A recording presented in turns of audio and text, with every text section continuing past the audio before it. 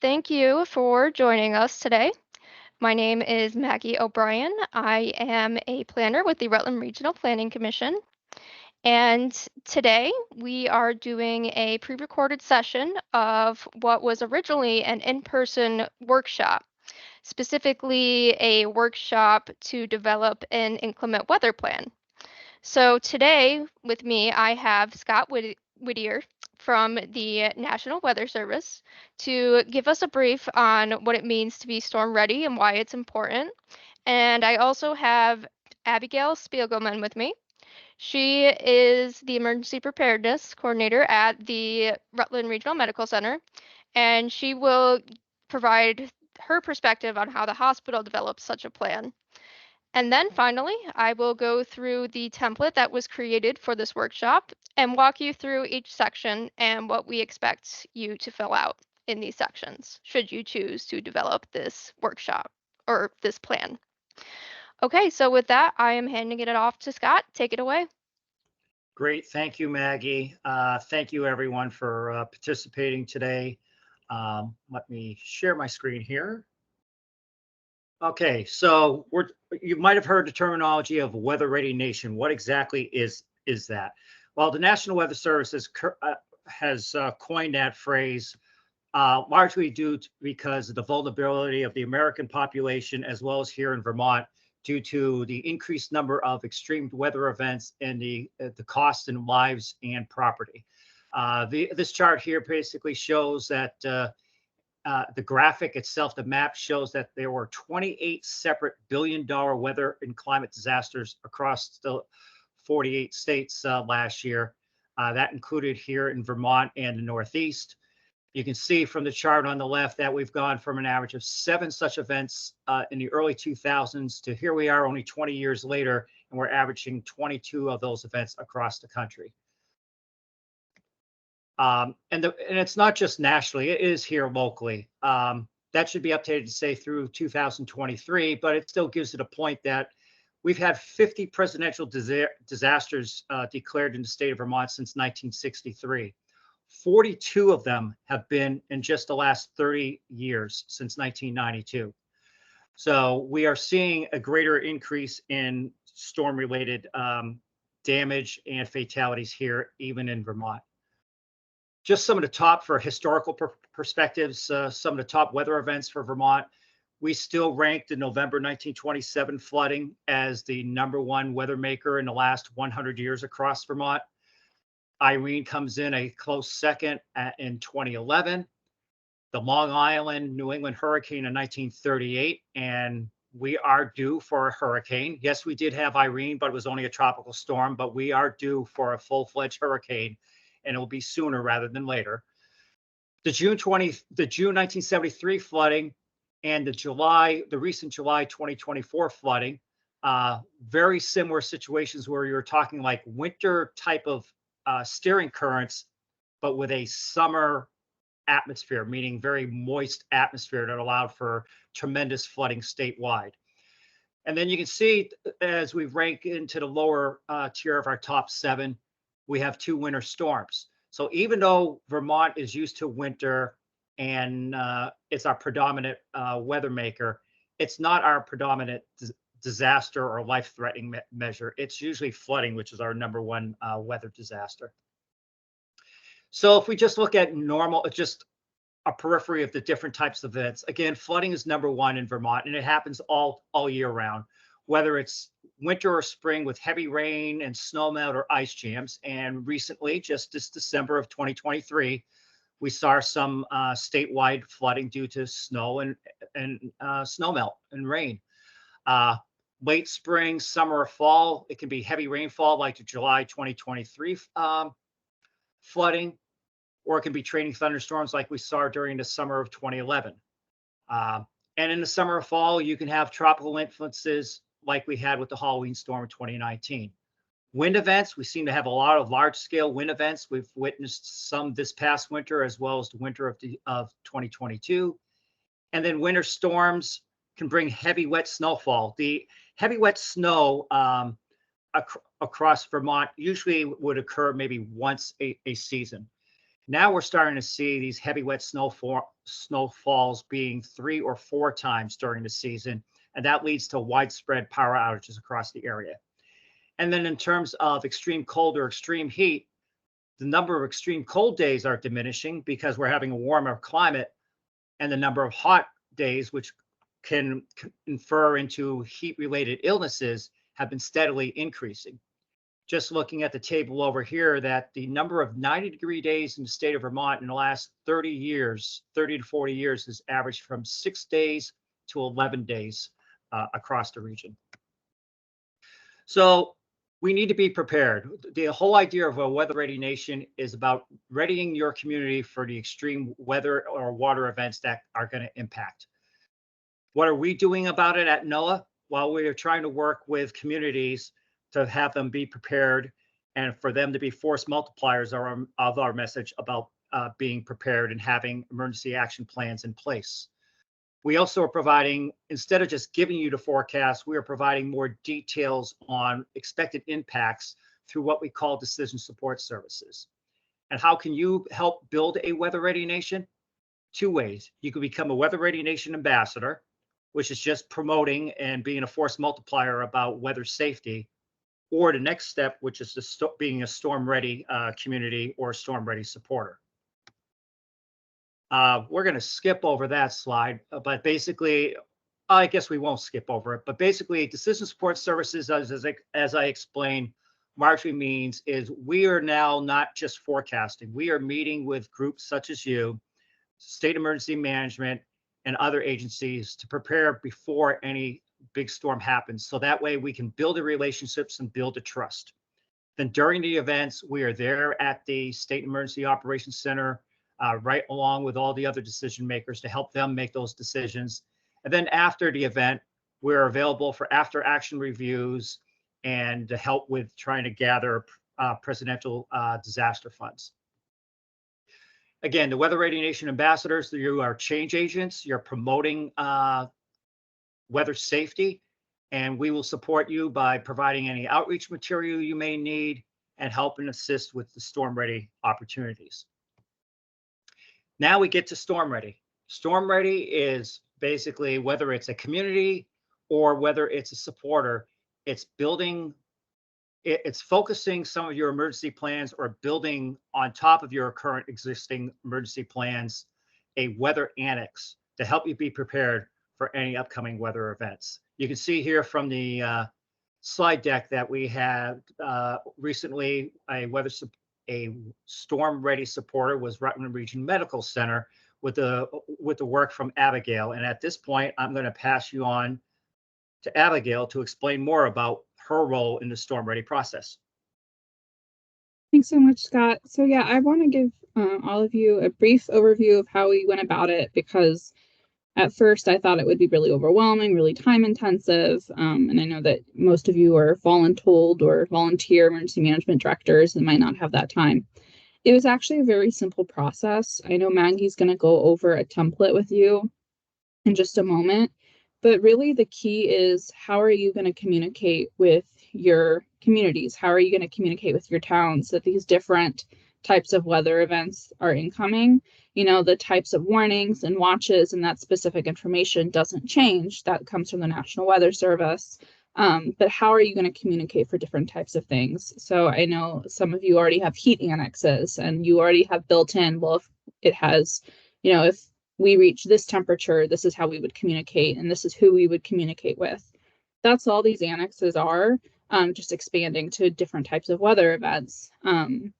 It's been immeasurably helpful for our hospital just having that information delineated, because we are experiencing so many more disasters. The flooding from this past summer in 23, the roads cut off EMS to the hospital entirely. But because of the plan we had communicated beforehand, and we had these contingency protocols in place so that it didn't interrupt our normal operations, and we could keep our staff and our patients and our visitors safe.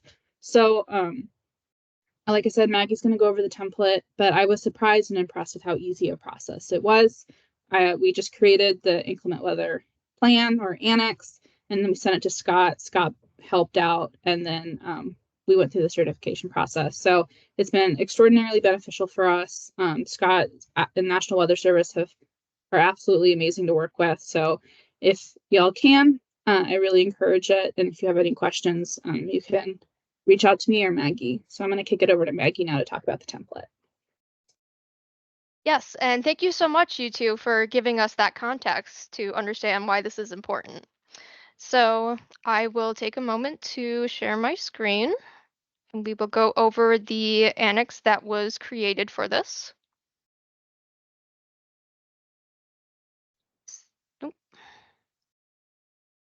Okay, so the Local Emergency Management Plan Annex. And to clarify, an annex is meant to be an add-on to the Local Emergency Management Plan. It can be thought of as an incident action plan, but it is something that is put at the end of your LEMP and something you can refer to when you need it.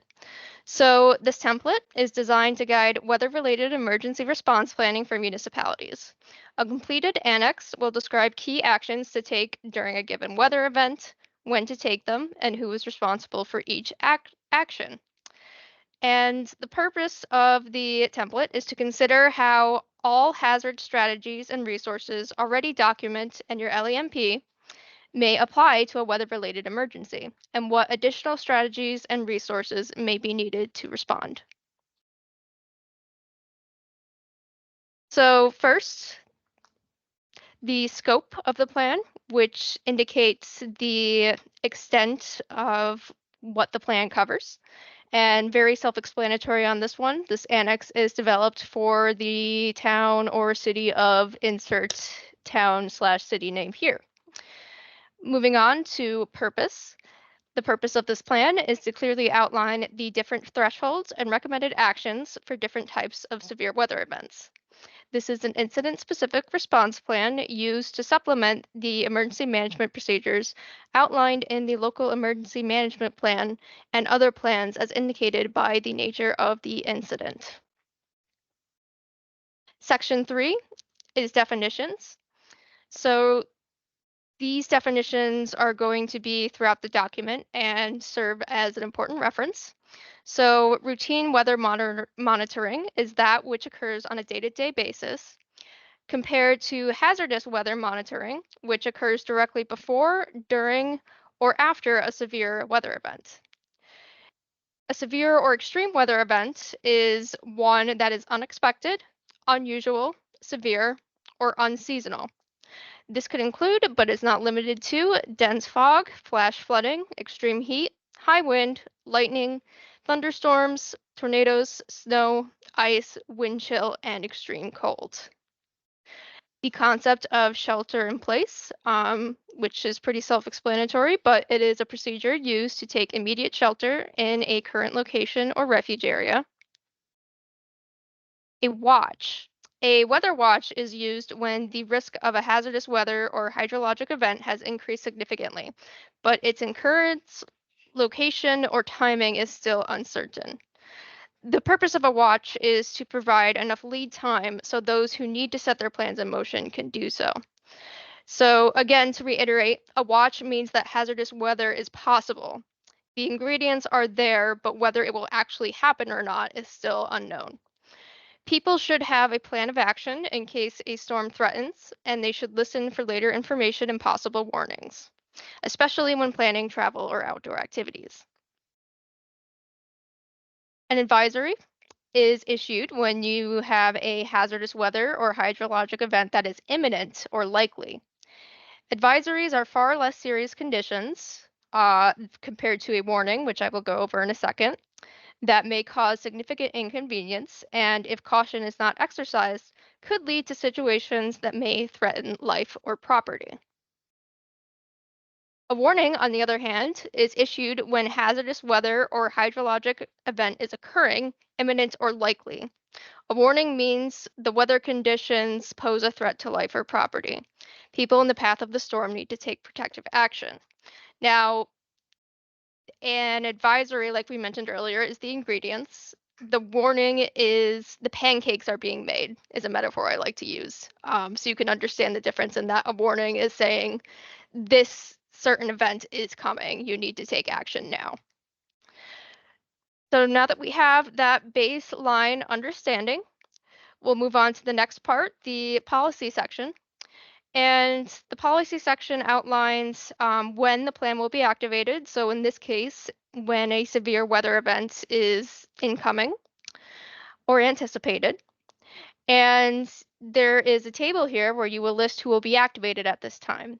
We recommend that you start with the top 3 emergency management contacts on your local emergency management plan to fill out this table. And these are the people that will be responsible for executing the actions that are located in this plan. So Section 5 goes over the procedure. So a weather watcher is someone who will monitor the weather conditions and information, including forecasts, radar, and hazardous weather outlooks, watches, advisories, and warnings. So there is a section here for you to write the name of who the weather watcher will be, in this case, the emergency management director. And we also recommend that you have a backup weather watcher in case the emergency management director is absent. So the weather watcher will alert the individuals that we listed in the table above to the potential impact of an impending hazard in time to make critical preparedness and response decisions. The routine is such that the designated weather watcher will begin their day by reviewing the hazardous weather outlook and local forecasts for an overview of any anticipated hazards. Depending on the scheduled activities, they would then forward this information about any potential impacts to the select board, the town manager or administrator, or so forth. The hazardous weather monitoring itself. Before and during hazardous weather events, the designated weather watcher will monitor the weather information as it is updated and continue to alert the individuals listed in Table 4.2, or the table we just looked at above, to potential impacts. In rapidly changing or emergency situations, the designated weather watcher may be given the authority to enact the safety plan. And on this next page, we have some links, which if you have the online version of this, you can look into for resources to monitor the weather, which can include Vermont Alert, the National Weather Service, and the local news. In addition, if the weather watcher happens to observe a severe weather event for which there has been no alert yet, they will report the event to the National Weather Service. And they will do this by submitting the web form on the National Weather Service webpage listed here. The communication strategy.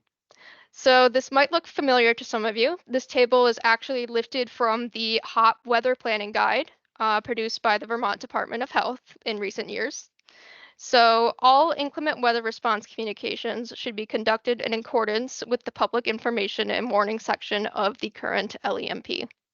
This means using the locations that you have for public notice and the media resources that you have, local media, and so forth to get the word out.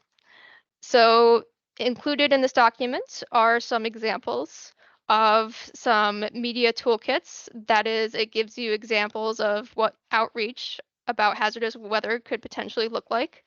And in the event that this workshop is held in person in the future, we will have these printed out and available for your reference.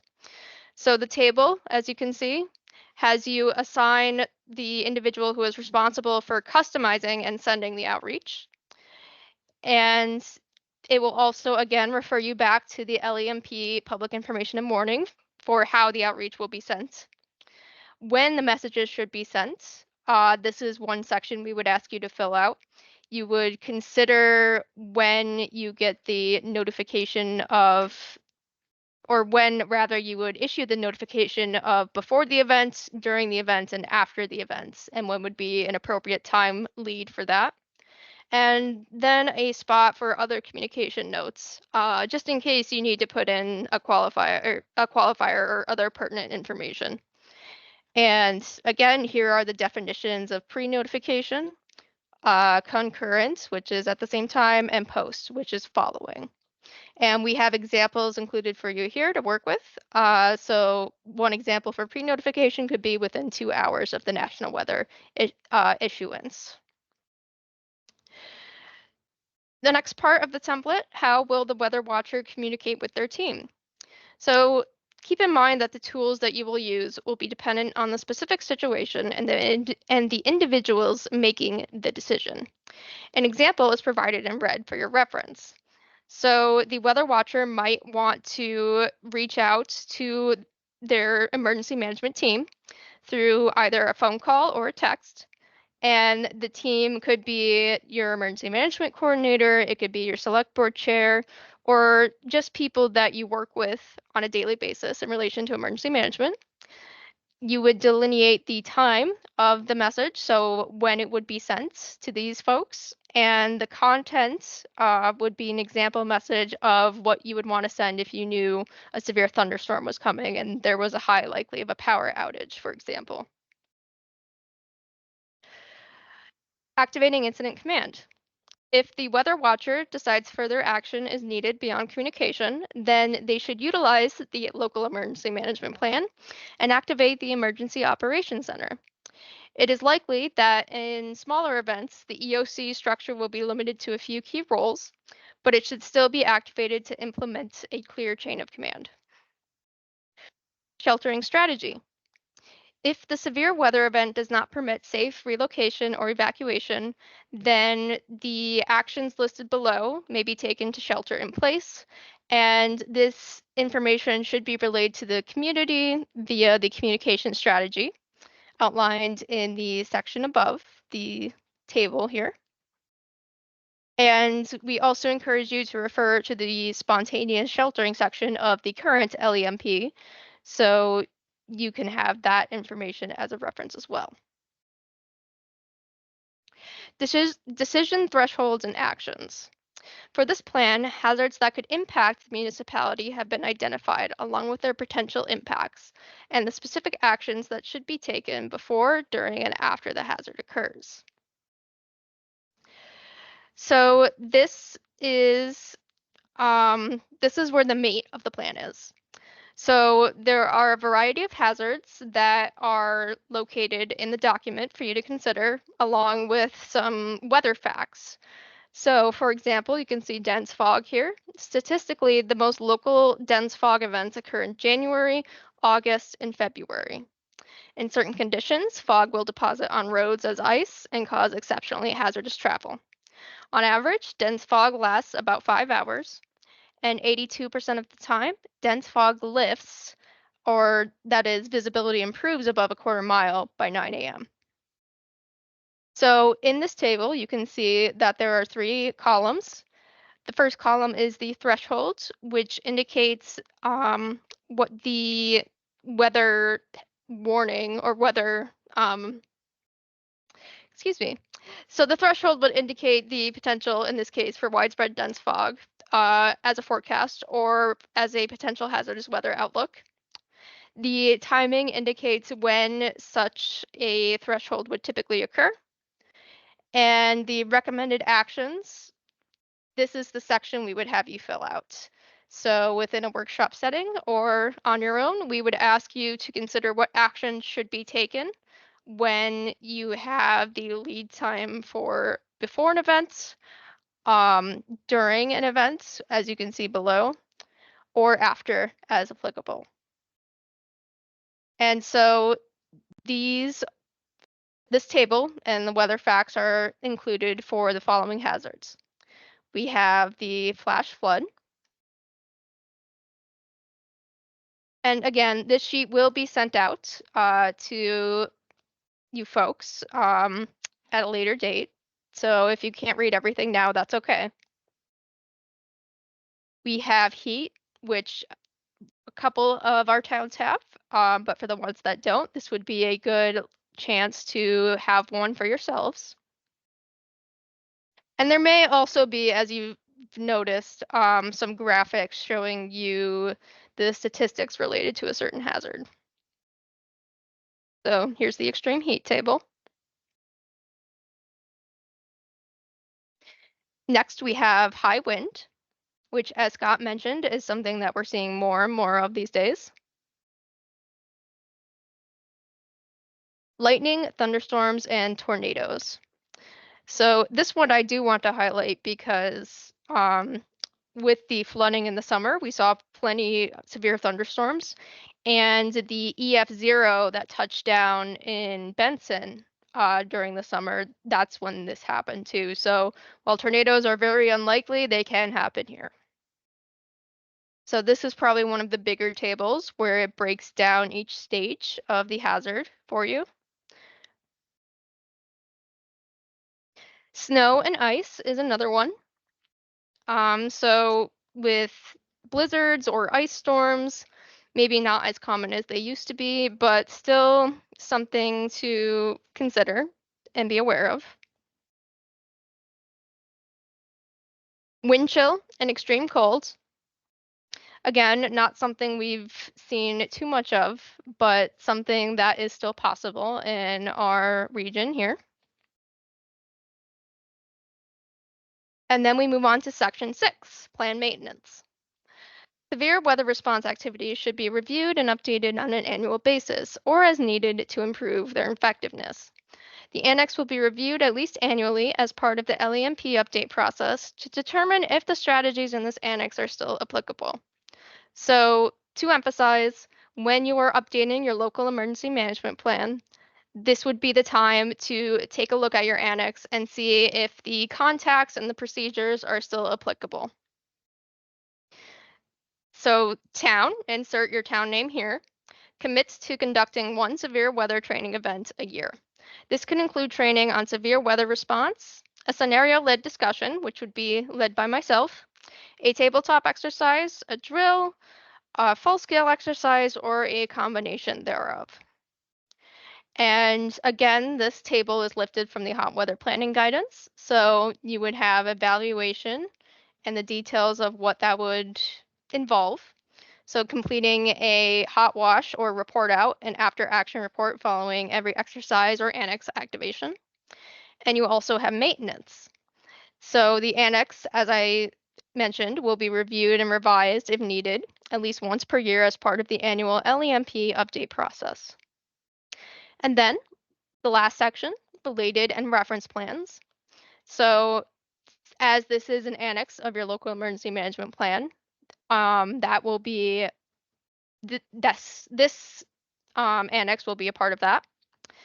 The vulnerable populations communication protocol, in case you want to include any considerations for folks who are more vulnerable to power outages and severe weather events. This would be the place to refer to that document. And if you happen to have it, an evacuation annex would also be pertinent.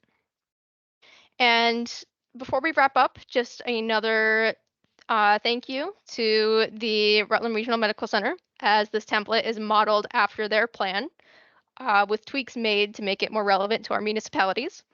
And the Rutland Regional Medical Center has reviewed and approved the use of this template for Rutland Region municipalities. Okay, so with that, we will be sharing this template with you within the next couple of weeks. And when you have a moment, thank you for watching this video, first of all, but I would also encourage you to gather your folks together and try taking a stab at the template yourself and filling out those tables of how you're going to communicate and how you're going to respond at the different threshold actions for each incident. And of course, if you have any questions, you know how to reach me with my phone number or my email. And the hope is that we will have an opportunity to have this in person within the next year or so. Again, thank you for joining us today and for your flexibility. And we will see you out there. Have a great rest of your day. Bye.